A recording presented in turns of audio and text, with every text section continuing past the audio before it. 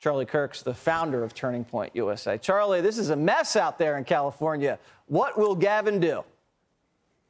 It's another mess. You know, on my way to the studio, I had to navigate my way through fortunate homeless encampments. I'm actually here in Sacramento right now. I have no idea what he'll do. And Jesse, I know you're probably asking what are people on the ground saying. Don't exactly hang around Democrat primary voters on my visits to California. But it's interesting, isn't it? Because you said it perfectly. It's this woke Game of Thrones. The only difference is everybody's Joffrey.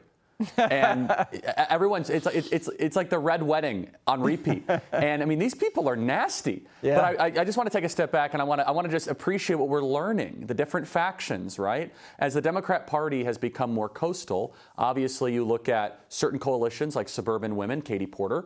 The intel community is right in lockstep with the Democrat Party, Adam Schiff. And then, of course, the overemphasis on race politics with Barbara Lee. And they're not really sure who deserves it more. And, you know, they say, well, Dianne Feinstein, Ro Khanna comes out and he says, you know, she should resign or she should step aside because we need to get work done. Since when is showing up to work a prerequisite in the Democrat Party? It's true. If that was necessary, then we should have some changes at the executive level. But I find this to be fascinating, also horrifying, to see which identity politic group matters the most.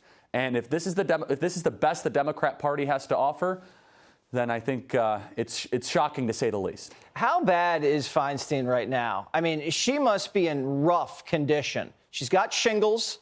Sounds nasty. Where do you think she is in all this? Do you think she's comprehending?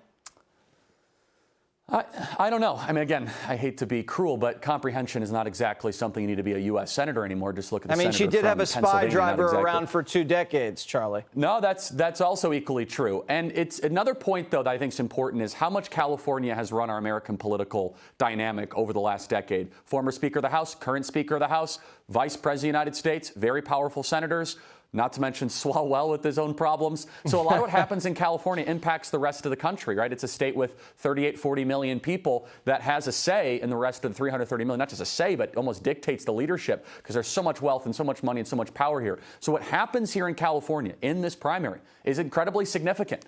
Yeah. And it is a bloodbath. It is woke Olympics on steroids, and we'll see what happens. We will see what happens. You're right. This is a significant issue for the entire country because, as you said, this impacts a lot of issues. Charlie, thanks so much. Hey, Sean Hannity here. Hey, click here to subscribe to Fox News YouTube page and catch our hottest interviews and most compelling analysis.